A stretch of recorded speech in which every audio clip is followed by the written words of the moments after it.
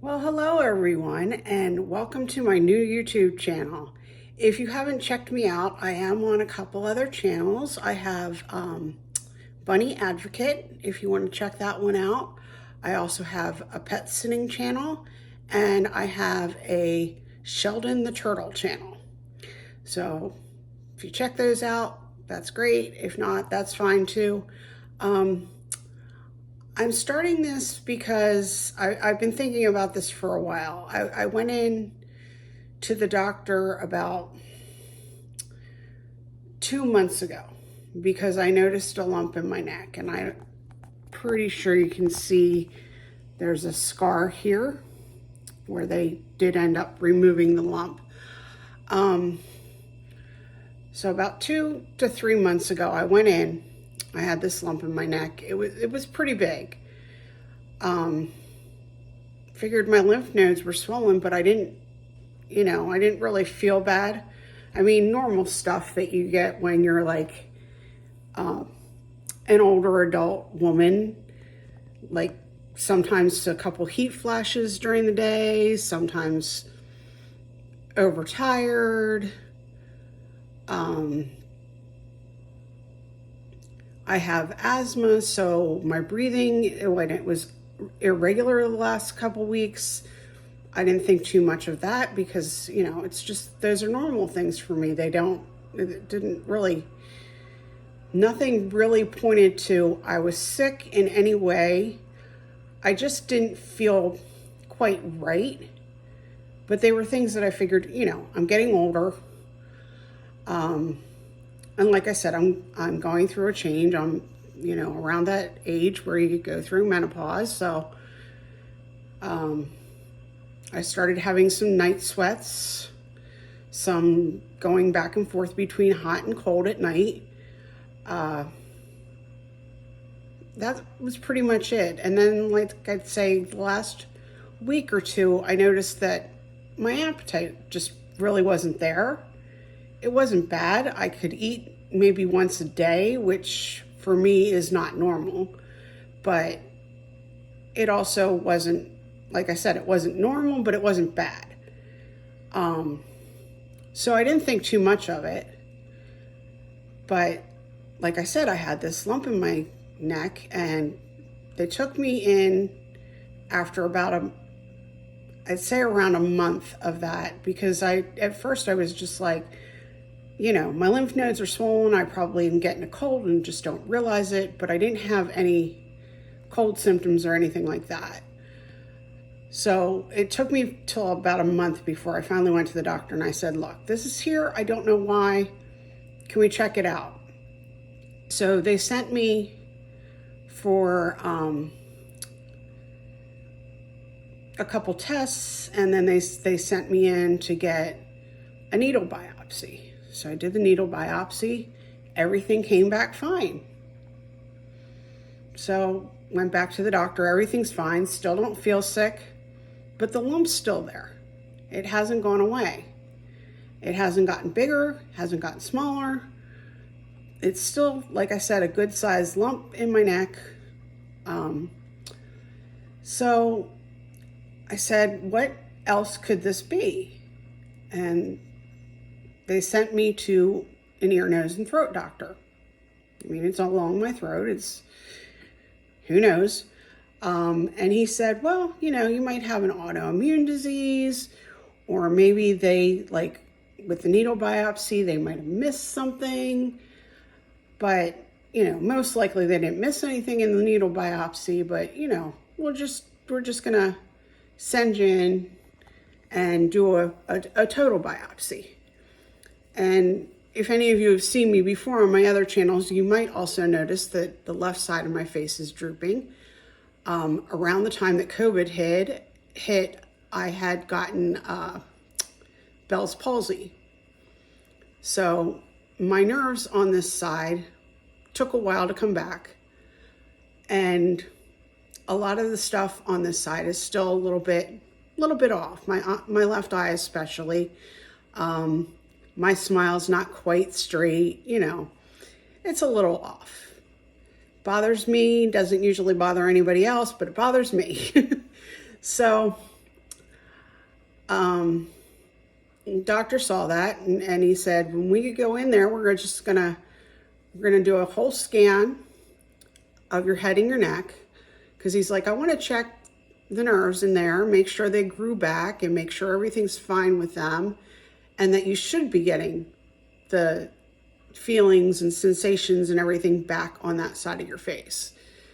Since it's been a couple years, it's, it should come back usually within a year, but for some reason, I'm just not getting it to where it needs to be.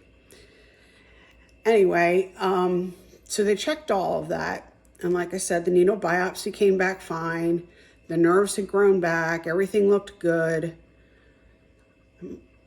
But why is this lump still here? And why is it so big? So like I said, they sent me to the ENT, and he did the scan, and that came back fine. And he goes, we're going to send you not just for a needle biopsy, we're going to send you and we're going to do a full biopsy. We're going to remove that whole mass and make sure that whatever's in there, we try to figure out what it is for you. So I'm like, okay. And for a while I was thinking, yeah, it's probably autoimmune, because I've always felt a good portion of my life like I get sick so easily. Like I get sick at the drop of a hat. It's just crazy. I can get sick very easily. I feel sick more often than I don't. It's just something that I've always dealt with. I know part of it is like, I guess it's not an allergic reaction, but it's a sensitivity to certain smells and certain things in the air, especially like cat litter, perfumes, candles, things like that. So I sneeze around that, I cough around that, I thought it was an allergy. They say, no, it's not an allergy, you're just sensitive. Okay, so whatever. But like I said, a lot of the things that were going on with me just seemed like nothing to me, No reason to go to the doctor other than the fact that I had a lump in my neck. So then I went in today, and within the past couple of weeks, I've started thinking it's going to be cancer. It's going to be cancer. And I'm like, stop that. You got to stop getting in your head. You got to stop thinking negatively, think positively. It's just, for some reason your body reacted to something, and you'll be fine. It's no big deal. You'll be fine. And they're going to take everything out anyway, so don't worry about it. So, but I still had that feeling. And I went in today, and the nurse goes, did they call you with the biopsy results? And I'm like, no, they didn't. So I knew they had gotten the biopsy results in. And since they hadn't called me, I was like, that leads me to believe that if they haven't called me, it's because they knew I was coming in soon and they wanted to do it face to face, which means I'm probably right and it's probably cancer. So the doctor comes in and he says, we got it all out, got everything out. He goes, they went through the lump. He goes, I took over 5 inches out of your neck. It was a big lump. And he goes, they went through the whole lump, and he goes, the doctor or practitioner that went through it to check it, to make sure that everything was fine or wasn't fine or whatever. The doctor went to him and said, thank you for taking it all out because I almost missed it. But she does have Hodgkin's lymphoma. so far, I don't know too much about it. I do know it's a cancer. I do know it's a high survival rate cancer. I'm pretty sure it's not like really genetic, like it's not through the family. But it looks promising as far as cancers goes. It looks like I'm going to do okay. But I decided to make this channel, and part of the reason why I was thinking about this, and like I said, I was thinking about it ahead of time, was because I don't have any grandkids yet, and I'm not getting any younger. I am in my 50s. I'm 54. Probably look every bit of that right now. Probably look even older than that right now. But I'm like, I'm just gonna put this on there, not necessarily to get a following or anything like that, but because when I came out of the doctor's office, the first thing I wanted to do was look up somebody else who went through the same thing I did, who's gone through this, who's went through this, who's survived it. I haven't really looked at any of them. I'm just saying that's one of the first thoughts that was in my head.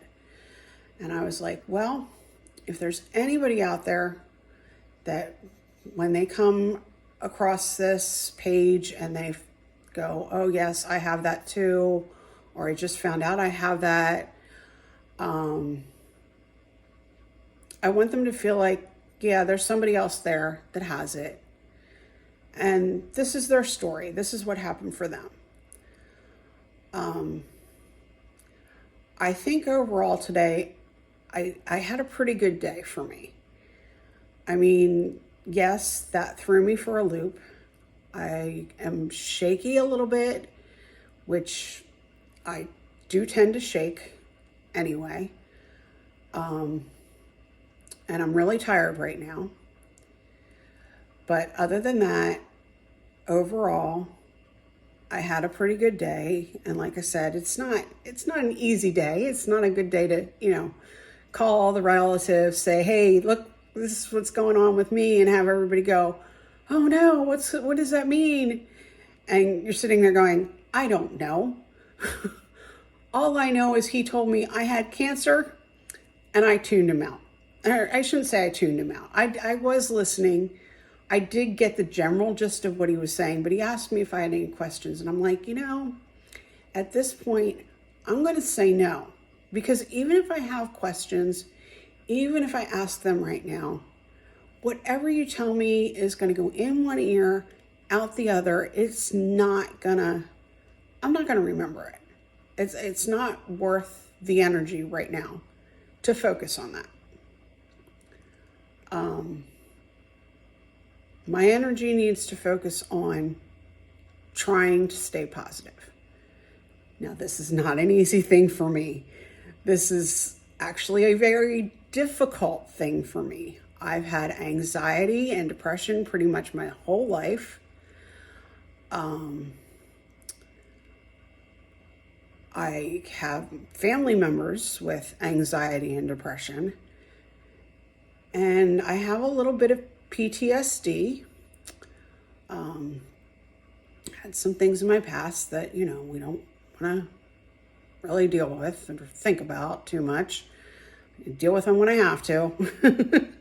Deal with them at the therapist or whatever. But,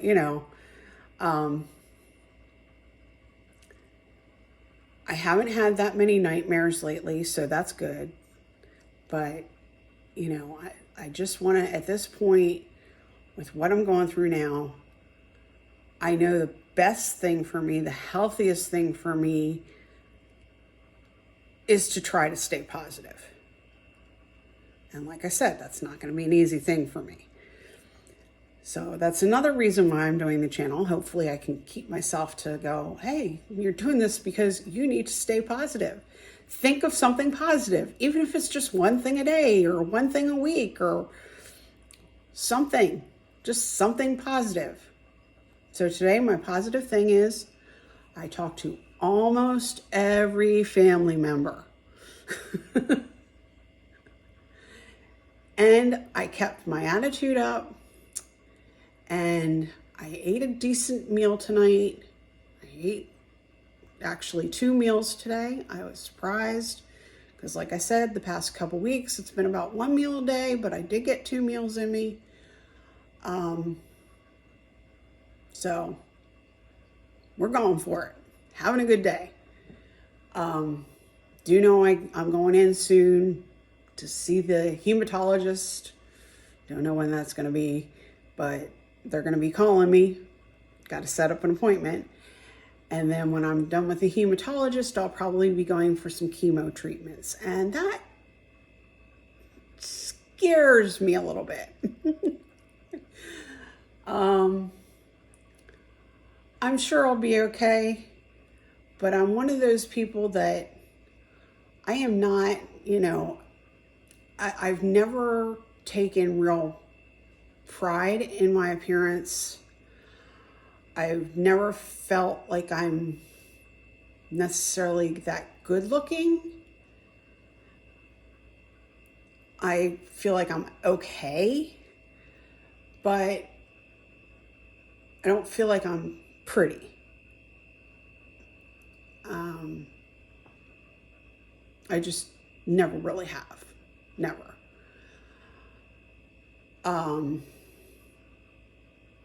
But it is something that, like, when I had the Bell's palsy, when it first hit, and even now, it bothers me because I can see this eye drooping.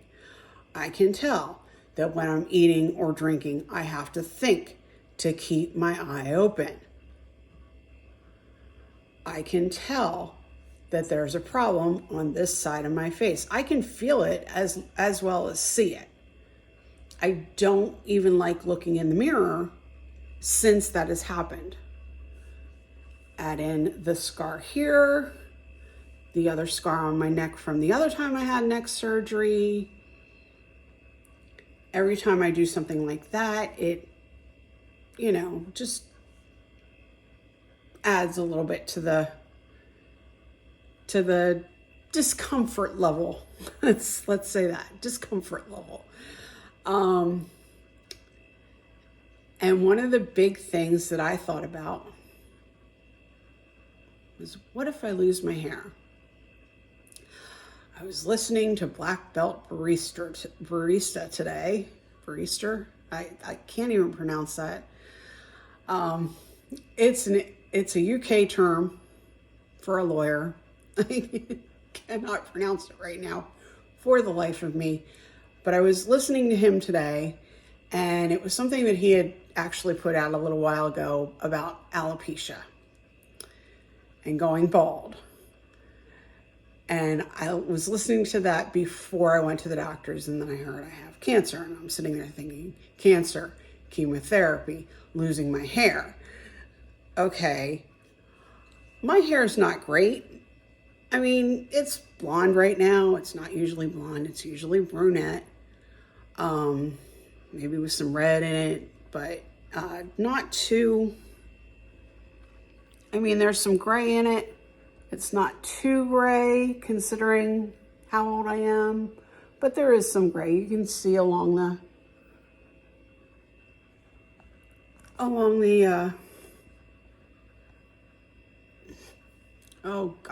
part that I have gray.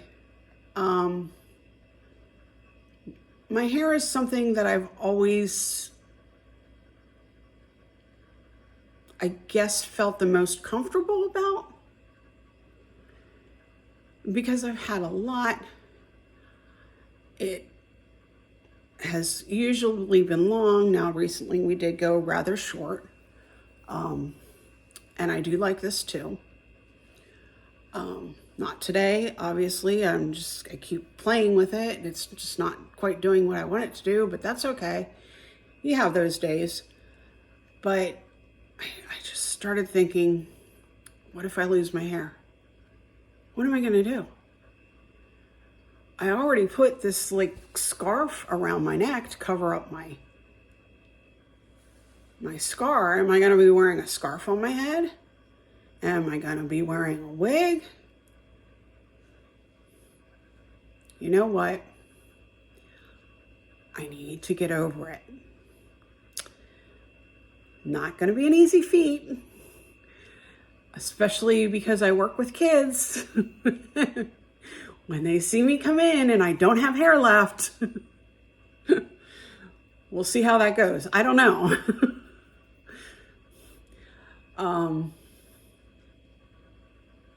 I'm sure they'll make fun of me.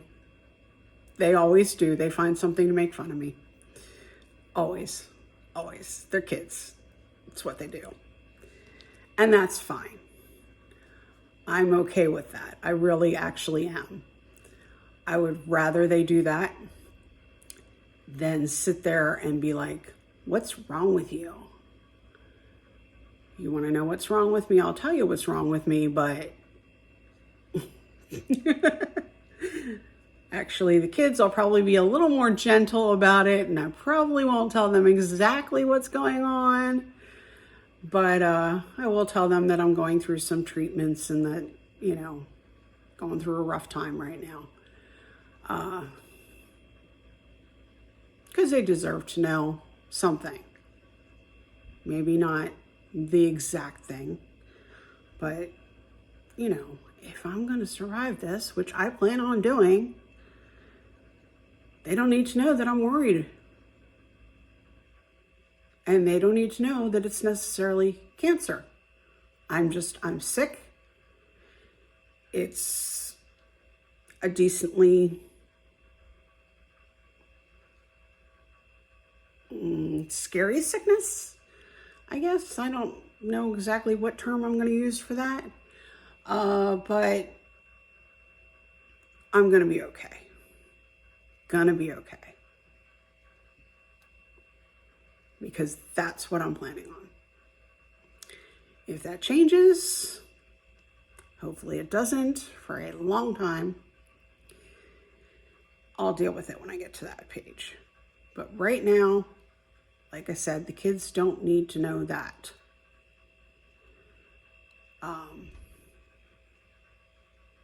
But they're obviously going to notice that I'm tired. So I'm going to be like, yeah, I'm going to have days where I'm tired. I'm going to have days where it's going to be hard, especially in the morning shift. You know, so when I get up and I have to be here at 6 o'clock in the morning, 6:30 in the morning, yeah, I'm going to be tired. I've never been a morning person anyway. So, yay!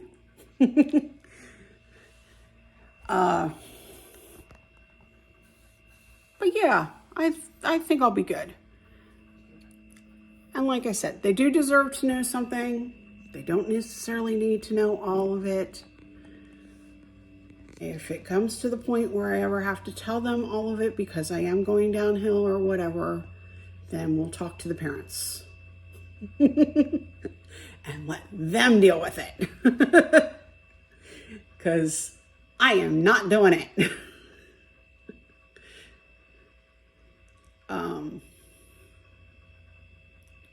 And that'll be something that's pretty far down the line. It's going to be... It's going to be a while before I'll admit that. I don't think that's going to happen. But if it does, like I said, that's going to be a while down the line. Most of these kids that I have in school now will be off to middle school. And, yeah. So maybe by then I'll be doing a different job. Who knows? I am still pet sitting. Still have wonderful pets to sit. I am actually at a pet sitting job right now, so this is not even my house. Just figured I'd do this real quick while I'm in here, just because I have the energy. Might not have it by the time I get home. And it is getting late, so... And then I'm going to set up this channel, make sure it gets started tomorrow. But I also wanted to have this channel. I forgot to add this earlier, for like my kids, and if I ever have any, my grandkids. I think I might have said that, but I'm not positive. So anyway, I'd like to have it for them so that at some point they can see what my journey was like for this, see if there's some like little tidbits of information that I want to pass on to them. So this might be a combination of stuff. It is going to be mainly my journey with Hodgkin's lymphoma, but there may be some other stuff thrown in. I may read a book so that, you know, they can have the kids have me read a book to them to go to sleep if I ever have grandkids. I don't know. I do have 3 kids. My oldest is 30. Well, not quite 30. And my youngest is 22. And she's talking about waiting 10 years, so it may be a while. The boys aren't talking about anything. She's talking about waiting 10 years, and the boys aren't talking about anything. So who knows? But like I said, I do have 3 kids. If I ever have grandkids, maybe I'll have a book on here that I'll read, and they'll get to have a story time with Grandma, even if I'm not around for it. And if I am around for it, and I can't talk anymore because I have got Alzheimer's or dementia, hey, they still got that there for them too. So anyway, I hope if you found the channel that you're doing well, and that if you're going through this, you try to keep your chin up, try to keep pushing through. Know that it, like I said, as far as I have seen so far, it is a pretty high survival rate cancer. So maybe even by the time you see this, it'll be 100%. I don't know. But right now, it is pretty high survival rate. So I'm just looking at that and pushing forward and thinking the best.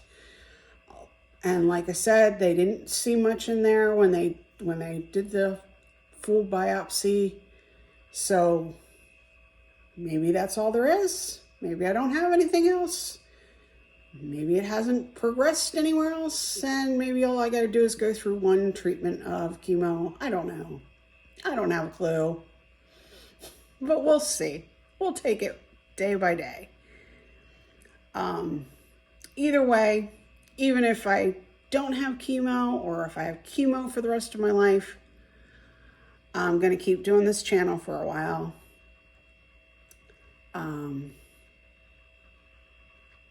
Probably until I can't do it anymore.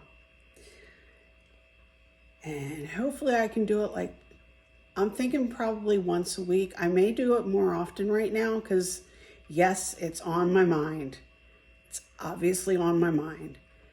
And doing this and trying to maintain a smile and stay happy, like I said, it's going to keep me in that positive frame of mind. And if what I need to do is get on the video and start talking to myself and whoever you all are out there, if there is anybody, then that's what I'll do. And like I said, I'm not doing this to grow a channel. I really, honestly, am not. If I do, hey, that's a bonus, but I really am not doing it for that. I have 3 other channels. I'm not doing any of them to grow a channel. I started all the other 3 because there's a kid that I work with that loves to do YouTube videos. And if I do the YouTube videos, it makes his day go better. And he is a wonderful yet trying student sometimes. So if I do that with him and it keeps them happy, and keeps us having a good day, good week, good month, good school year, then hey, I'm all for it. And like I said, if I grow the channel, great. If I don't, that's fine too. I don't care.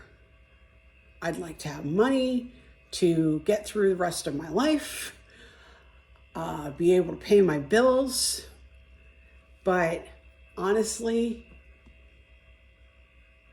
as far as working goes, my work is working with those kids and the animals. That's what I love. That's where I feel I'm alive. And that's where I feel I'm needed. I love the kids.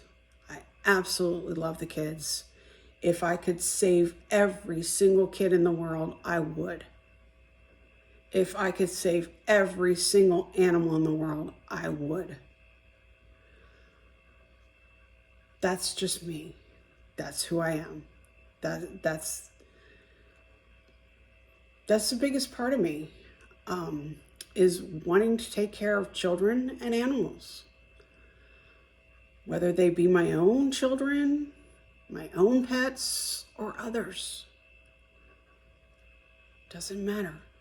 Although, I will admit, my own kids sometimes are easier to handle than a whole room of kids from kindergarten through 6th grade. But it's a challenge and I love it. And there are days that I hate it. It's gonna happen. There are days that I hate it, yeah. But overall, like I said, that's where I want to be. That's what I want to do. And when my boss tells me I can't save every kid, I'll sit there and still argue with him and say, I might not be able to save every kid, but this kid's been here. This kid needs our help. This is what I want to do to give them help. And this is the way I think we should go. And if we can't continue doing that, I'm going to be disappointed. I've had it happen once that I was disappointed. But overall, the kids have stayed in the program. They've stayed with the program. And we've tried to help them as best we can. And that's what I want to do. And not all of them need that much help. I mean, it's a school system, so, you get the good kids, you get the bad kids, you get the in-between kids, you got the good kids that have the great parents, you got the kids that have the bad kids that have the bad parents. You got all kinds of kids. So, remember, if you deal with kids, remember, you don't know for sure what is happening in their home. You can't say that kid that was a good kid all year long and all of a sudden is driving you totally bonkers is just going through a phase. Maybe something happened. Maybe their parents are getting a divorce and they don't want to tell you. Maybe they're fighting and they don't want to tell you. Maybe their kids walked in on something and they don't want to tell you. You never know what's going on in somebody else's house. Never. And I wish some of my teachers had known that for me.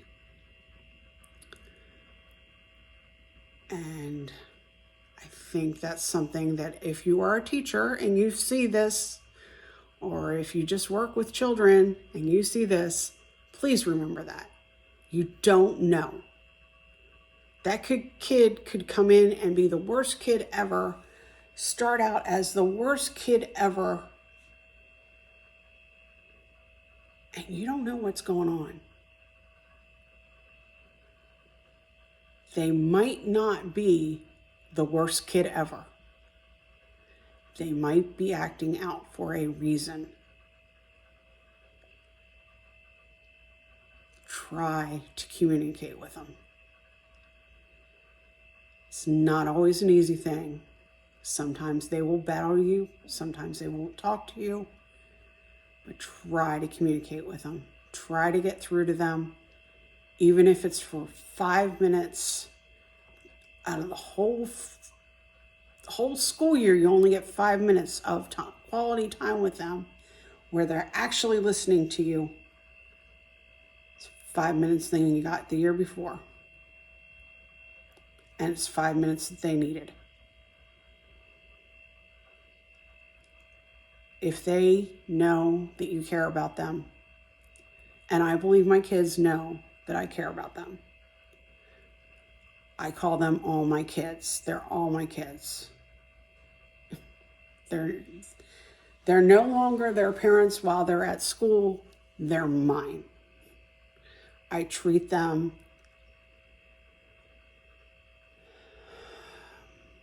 I wouldn't say exactly like my own children, but I treat them with respect. I treat them with compassion. And I treat them with care. And I truly, truly love the children. Even the ones that drive me totally insane. Even the ones that scare me. And there has been 3 of them in the past 30 years. So, 3 that truly scare me, but other than that, they're all wonderful children, and I love them all. I love them all. I may not remember their names anymore. Some of them I don't, but I do remember bits and pieces of each and every one of them. And they're just, they make my day. They truly do. They make my day. Even when it's a horrible, rotten, no good, terrible day with the kids, they still make my day. Hopefully, like I said, if you saw this channel, you're going through something similar, keep your chin up. Find something that makes your day. Find something that you love and do it. No matter what it is, do something that you love.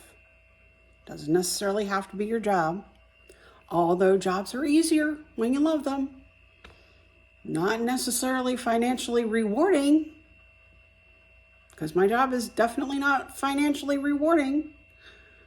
I have absolutely no idea how I'm going to survive paying for even the treatments and stuff that I've had so far, let alone what I'm going to be going through. But I love my job. So find something you love and keep plugging away and try to have a great day. All right, see you next time. Bye.